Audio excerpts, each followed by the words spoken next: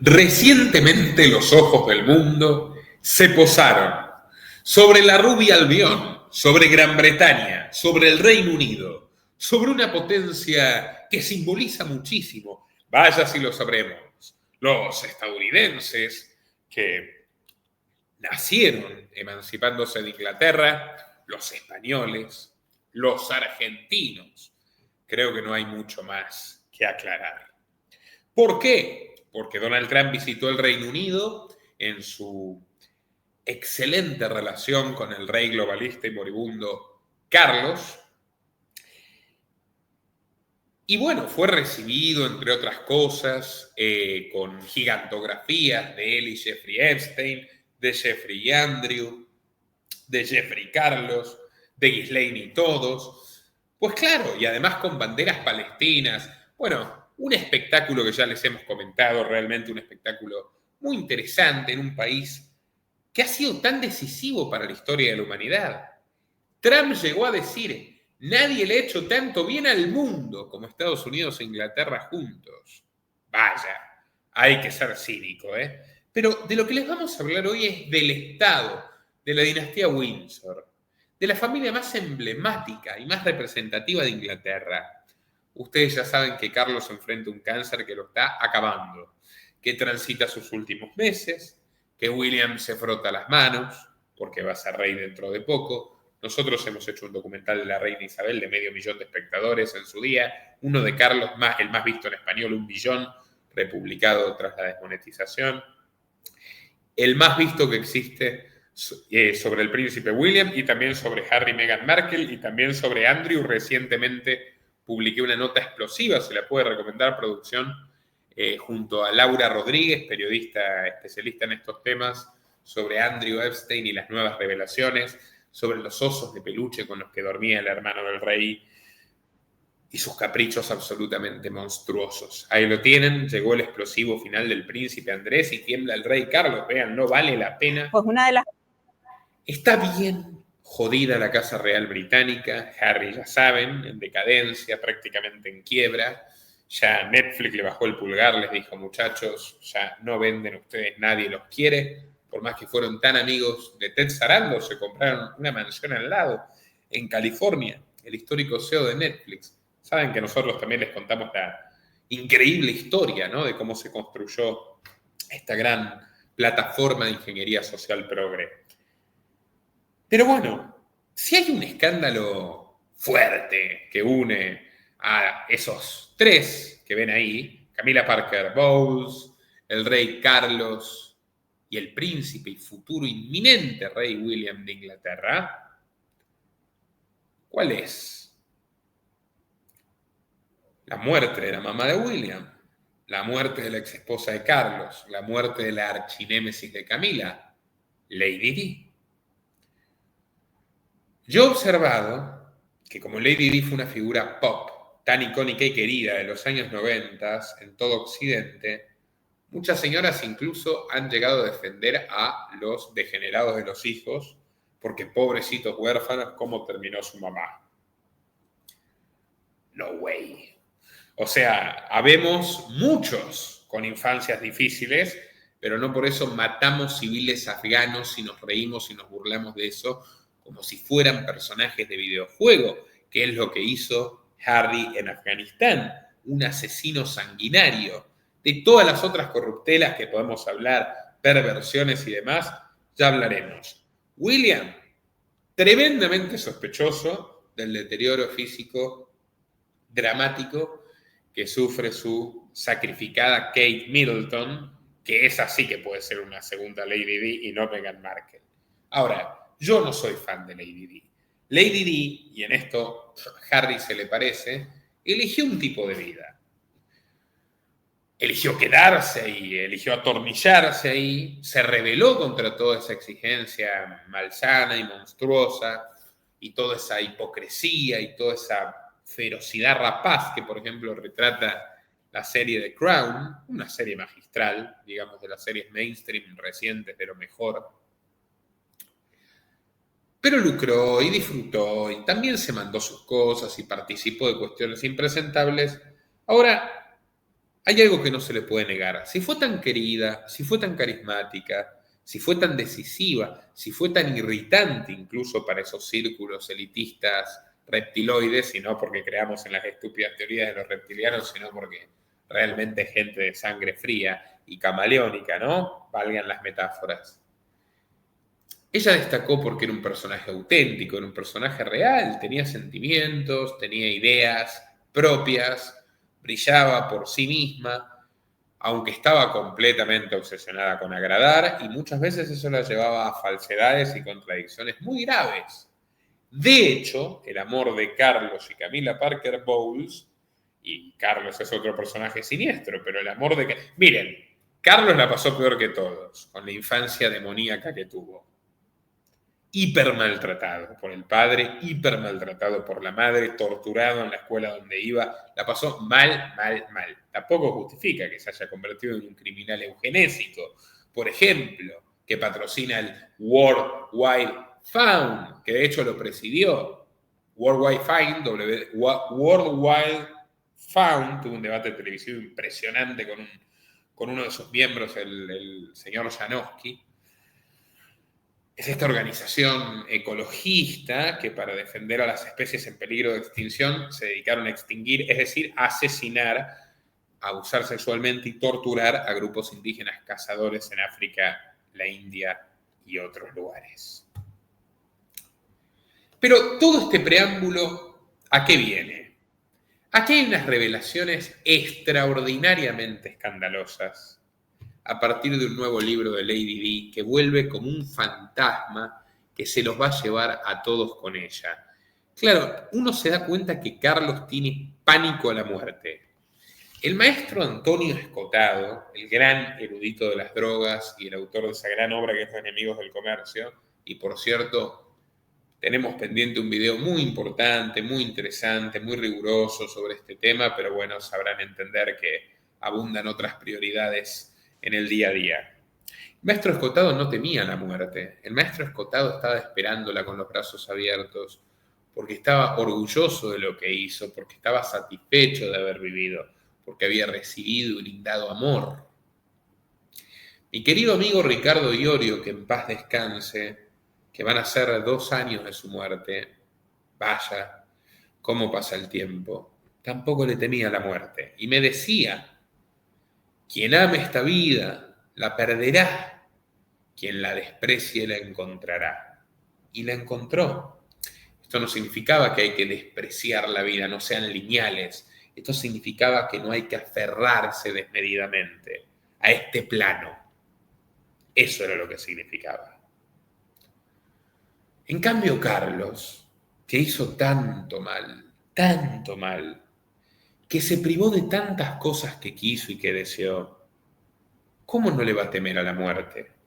Estuvo 70 años preparándose para reinar y tras 3 va a morir. La verdad ya me está dando pena el rey Carlos. Bueno, Lady Di se lo va a llevar con él. Yo creo que también tiene miedo de eso, ¿no? De que haya un más allá. Quizá Lady Di está en el cielo, quizás no. Muy probablemente a él le depara el infierno y reencontrarse con el necrófilo, zoófilo, violador de enfermas discapacitadas Jimmy Savile, a quien él le daba llaves reales de los hospitales para que perpetre sus fechorías. El presentador de televisión, que de hecho lo ayudó a sortear el escándalo por el asesinato de Lady Di. Porque si vamos a ser justos también, ya les digo, no soy fan de Lady Di, pero mataron a Lady Di. Con lo cual, la verdad, ustedes son unos asesinos. Y Lady Di era la víctima, y naturalmente vamos a empatizar más con la víctima que con el homicida. Entonces, Lady Di ha vuelto, y ha vuelto con nuevas revelaciones, y se las vamos a contar hoy. Quédense hasta el último minuto, y amigos, no se olviden que dependemos de ustedes para existir. Esto es una empresa, y nosotros producimos un montón de productos para ustedes, y ustedes los consumen. Muchos no nos pagan, y está bien, miran anuncios, esa es una forma de retribuirnos, difunden nuestro contenido, nos apoyan moralmente, nos hace felices. Pero quienes finalmente nos dan de comer a mí y a las otras 9 personas que trabajan para este proyecto, 10 en rigor, son quienes nos apoyan a través de Superchat, desde tan solo $1, cliqueando en el botón con signo de dinero, y quienes nos apoyan en patreon.com/Nicolás Moraz, nuestra sólida comunidad privada y además recuerden que en Patreon, quienes nos apoyan desde $3 mensuales, tienen acceso a recompensas como grandes libros del pensamiento libertario en español y en PDF, muchos y buenos y muy fáciles de leer. Y desde $5 mensuales, además, contenido exclusivo para mecenas y videos que ya no están disponibles para todo el público. Bueno, es muy importante que nos apoyen. Dicho esto, vamos a empezar con lo sabroso. Tiembla la monarquía británica again. Mientras Donald Trump le daba las palmaditas condescendientes en el hombro al moribundo Carlos, casi mofándose de él, y mientras el magnate alzaba su copa en el banquete y decía cínicamente que nadie hizo tanto por la humanidad como la dupla de Estados Unidos y Gran Bretaña, una auténtica bomba atómica estallaba en las librerías de Londres. Paul Burrell, quien fuera mayordomo de Lady Di, acaba de anunciar un nuevo libro. El hombre que conoció los secretos más íntimos de Diana, que fue su fiel confidente hasta el día de su muerte, promete ahora revelar lo que cayó mientras la reina Isabel vivía. El libro se titula The Royal Insider y en la portada aparece él sonriente junto a Diana, como si se tratara de un souvenir de la tragedia. ¿Qué nuevas grietas puede abrir en una casa de Windsor que ya parece balancearse sobre el abismo? Pues dentro del libro, amigos, hay de todo. Cartas secretas y eróticas, infidelidades, silencios incómodos, incluso escenas de violencia física desconocidas hasta el momento por parte del príncipe Carlos, con platos rotos en el suelo, mesas volcadas, gritos e incluso objetos arrojados. En fin, una nueva pesadilla parece ceñirse sobre el monarca, que no para de sufrir. No es la primera vez que Burrell pisa este terreno minado, incluso temido por su vida. Tras su primer libro, A Royal Duty, unas memorias cargadas de confidencias privadas, Guillermo y Harry al mismo tiempo se unieron para acusarlo de traición fría y abierta. Entonces Burrell vive la marca de traidor. Lo persiguen los medios pro corona, que son muchos, y la propia familia real le ha emprendido un par de juicios. Incluso, amigos, y esto es Inglaterra, esta es la hipocresía británica tradicional, la de quienes encerraron a Oscar Wilde porque no soportaban sus críticas mordaces a la hipocresía victoriana. ¿Saben qué le hicieron a Burrell? Lo metieron preso. Burrell tuvo que pagar con la sombra de la cárcel haber escrito alguna de estas cosas y parece que ahora se destapó y va a contar todo lo que se había guardado. En enero del año 2001, la policía Scotland Yard irrumpió en su casa como si se tratase de un criminal peligroso. Fue arrestado y los agentes encontraron habitaciones repletas de pinturas, dibujos, porcelanas y fotografías que le había obsequiado Diana de Gales, pero lo acusaron de robarlas, de robar 310 objetos valuados en millones de euros, presuntamente sustraídos de Kensington. Burrell lo negó todo, mostró notas, cartas, aseguró que eran regalos de la princesa y finalmente lo absolvieron. Pero la mancha nunca desapareció. Sea como fuere, este nuevo libro tiene revelaciones inquietantes que comprometen a todos. A Carlos que se va, sí, pero a Guillermo que entra, y a Harry que, bueno, siempre es noticia, vive de eso, e incluso a la mismísima Isabel II. La ironía, amigos, es deliciosa, como un tecito británico de las 5 o'clock con miel. Todo esto cae justo en medio de la visita de Trump. Y digo ironía por doble partida. Primero, porque Trump siempre fantaseó con acostarse con Lady Di, y ella lo rechazó con un desdén que dejó su orgullo profundamente herido. Y segundo, porque la muerte de Diana siempre arrastró resonancias oscuras en torno a un personaje que hoy aterra tanto a la Casa Blanca como al Palacio de Buckingham, Jeffrey Epstein. Así que, amigos, abróchense los cinturones. Si creían que esto era mucho, no, esto recién empieza. Vamos a destripar este libro y créanme que vale la pena. Pero antes repasemos algunos datos claves de esta historia. Lady Diana Spencer, hija de los vizcondes de Althorp, conoció a Carlos de Inglaterra en 1977, cuando contaba apenas con 16 años. Por entonces, Su Alteza salía con su hermana mayor, Sarah Spencer, pero Diana lo desarmó por completo, con su mezcla de ingenuidad y simpatía seductora. La familia real vio en ella a una candidata perfecta, joven, aristocrática, virgen y bellísima. Tenía todo lo que se esperaba de la esposa de un futuro rey. Incluso la mismísima Camilla Parker Bowles, eterna amante de Carlos, dio su visto bueno. Ironías de la historia, la misma mujer que años después sería la reina consorte. Sin embargo, ya entonces los medios señalaban que el príncipe no parecía demasiado convencido del amor hacia su prometida. Entre rumores y dudas, la boda se celebró el 29 de julio de 1981 en la Catedral de San Pablo, en Londres. Millones lo siguieron por televisión y más de 600.000 personas se agolparon en las calles para ver el recorrido de 80 kilómetros desde el Palacio de Buckingham hasta el altar. Pero la sombra de Camila ya estaba allí. Diana confesó a su mayordomo Paul Burrell que incluso el día de su boda buscó con la mirada a Camila entre los asistentes, convencida de que esa rivalidad sería eterna. Lo fue, y Lady Di perdió. Aún así, pese a los fantasmas, su debut como princesa fue arrollador. Lady Di se convirtió en una suerte de Eva Perón de Inglaterra. Visitaba hospitales, guarderías, escuelas, se mezclaba con el pueblo llano y lo hacía sentirse visto, escuchado, querido, en ocasiones con un abuso del proselitismo. Por lo menos no tenía la violencia de Eva Perón. Lady Di era el verdadero puente entre la realeza y la gente común, los plebeyos, los mortales de sangre roja. Un año después llegaría el primogénito William, en 1982, y en 1985 fue el turno de Harry. Pero para entonces, el matrimonio ya estaba roto por dentro.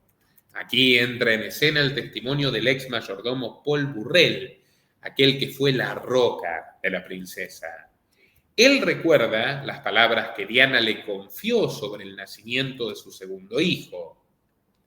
Carlos entró a la habitación, se asomó a la cuna y murmuró desdeñosamente: «Oh, cabello rojo, colorado mufa», en rioplatense. Diana, intentando suavizar el momento incómodo, respondió: «Pero Charles, sabes que ese es el gen de los Spencer.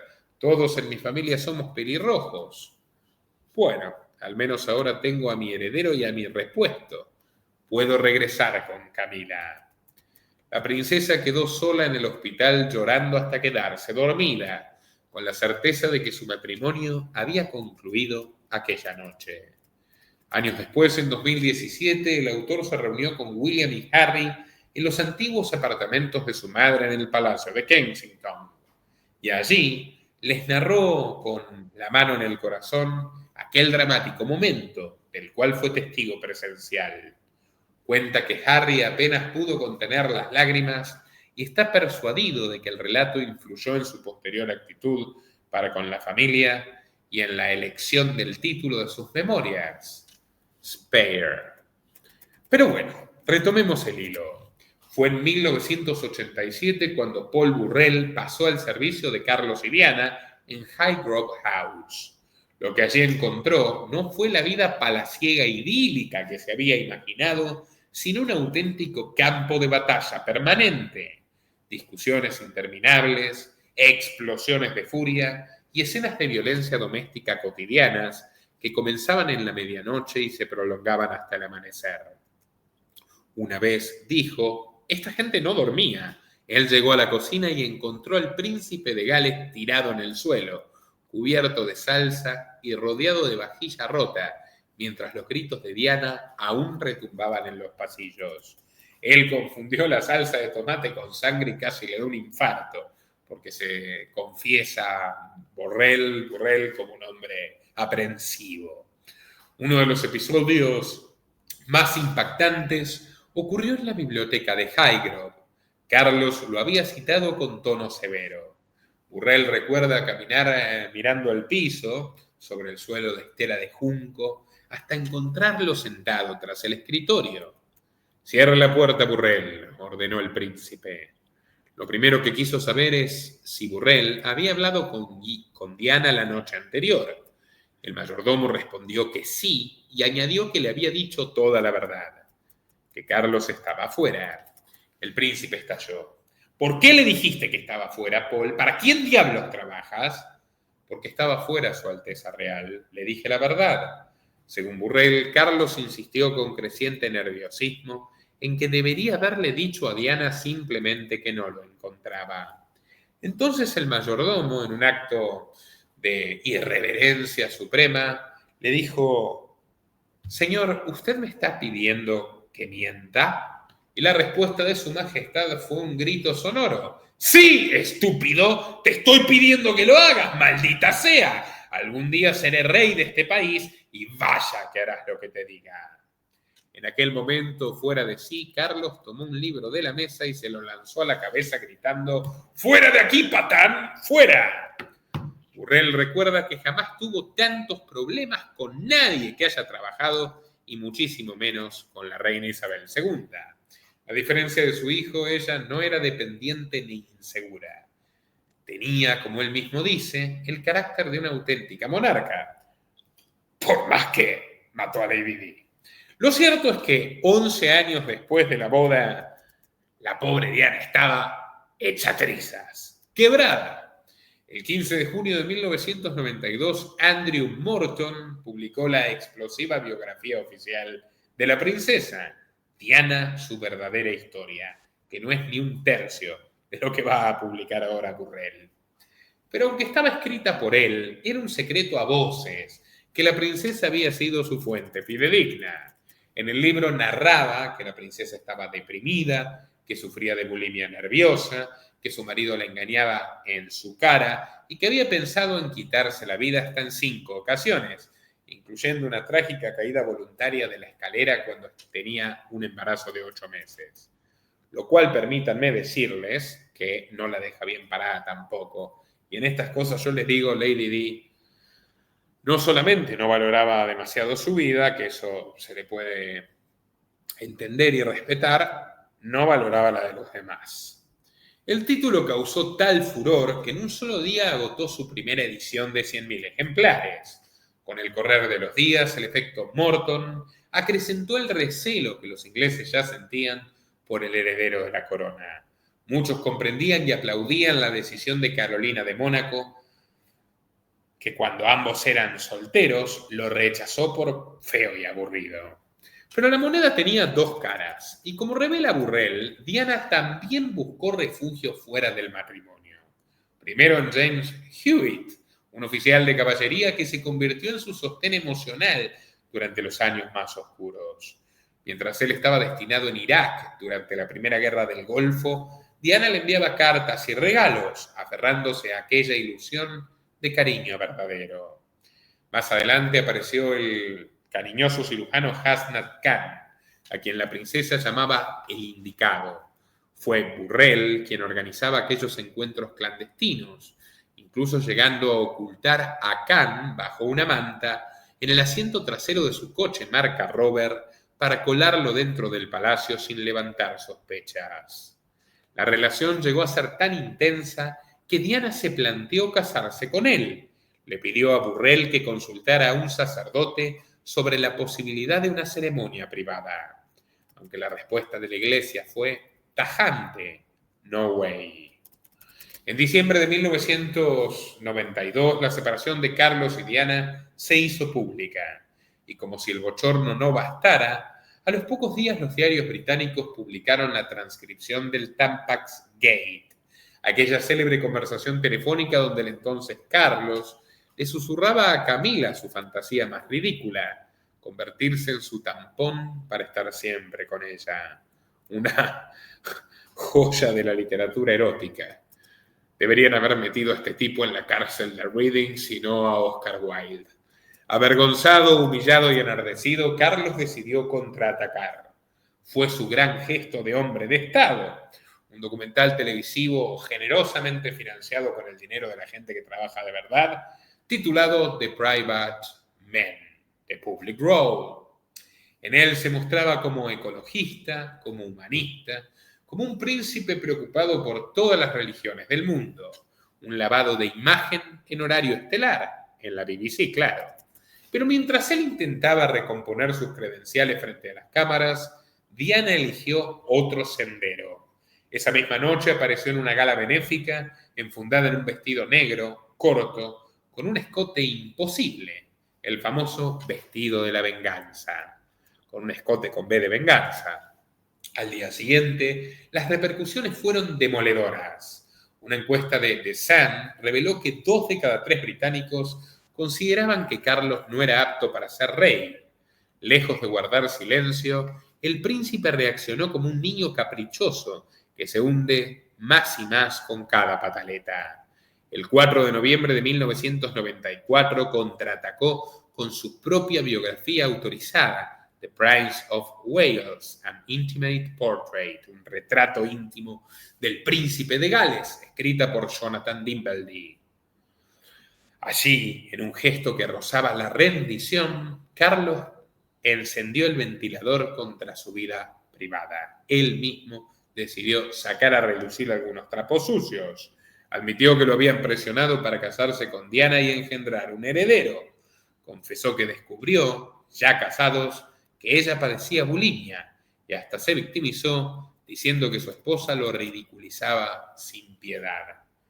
Y es cierto que Lady Di sabía que las frustraciones constantes del bullying de Carlos eran un nervio muy sensible, y es cierto que lo atacaba y lo insultaba provocativamente una y otra vez, una y otra vez, una y otra vez. Así que todos son un poquito víctimas en esta historia. Sin embargo, una impactante revelación de Burrell fue que tanto la reina Isabel II como el príncipe Felipe de Edimburgo, ese señor tan maravilloso que decía: quiero reencarnar como un virus mortal que contribuya a diezmar el mal de la superpoblación. Bueno, ambos tortolitos apoyaron en su momento a Diana frente a su propio hijo, reconociendo el temperamento difícil de Carlos. La verdad, ellos eran más difíciles que Carlos. Felipe llegó a escribirle a la princesa expresando su incomprensión ante la preferencia de Carlos por Camila y su desaprobación de las infidelidades de ambos. Finalmente, una misiva de la reina comunicó a Diana que tras consultar con el primer ministro y el arzobispo de Canterbury, se había decidido que el divorcio era la mejor opción.